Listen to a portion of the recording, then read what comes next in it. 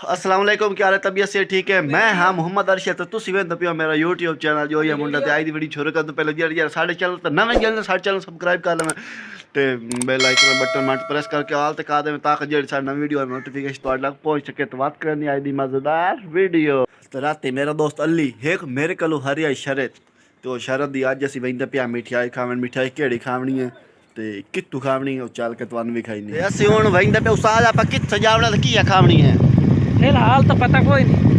हूँ वही जो पे आखिर कोई सोच तो नहीं उससे हूँ वही पे खानी तो लाजमी है। बल्कि एक दही बल्ले खा ले दही बल्ले ते दही बल्ले नाल काशा हो रही हो सी मूंगफली खा लो।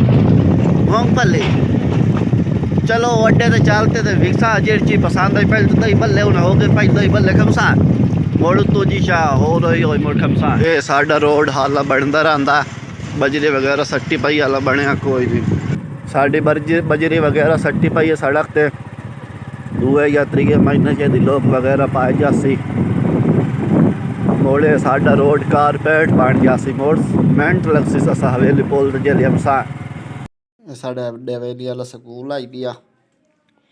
ये साडा अड्डा हवेली पुल ले पिया।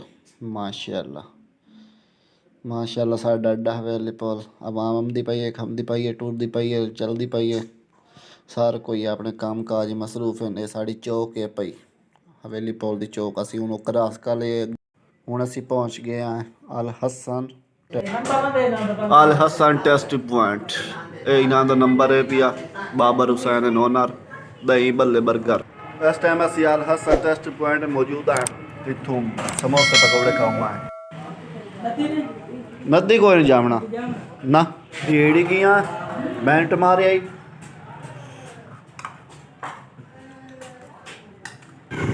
असी अड्डे तो खा पी के हूँ वही पे घर वापस।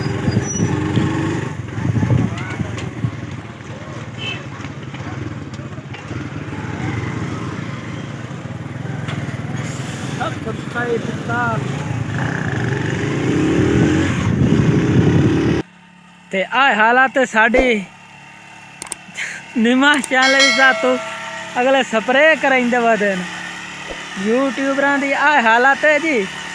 आंदे में यूट्यूबर जेड़े न सही होंदे न पर काम नहीं करेंदे सिर्फ वीडियो दरांदे न। तो साढ़े कोल वेख लो जी इस टाइम भी स्प्रे करेंदे खलन तदे लत्था ते तुसी आखसो भाई सिरे सिरे तो सिर्फ स्प्रे करेंदे वधिया ते केड़ी शायद स्प्रे होवे तुहानू पता भाई जेड़ी मकई है वाला हुण साड़ी जमदी पई है ते राती जेड़ी से ना ये रड़ियां कड्डी खली आए ते अज असी सोचा भाई एदा कोई ना कोई दवा करना चाहिए। असी स्प्रे केड़ा किता स्प्रे विखा ते दस ओए पोलो ट्रेन सी ते स्प्रे बड़ी बड़ी बदबू आला एडी जहर है पे काफ़ी ते जेले अज असी सिरियां ते स्प्रे कर दिता जेले राती उसे हम सी ना पट्टन मोड़ ओनू चढ़नी है बो उस उठाए मार जावना।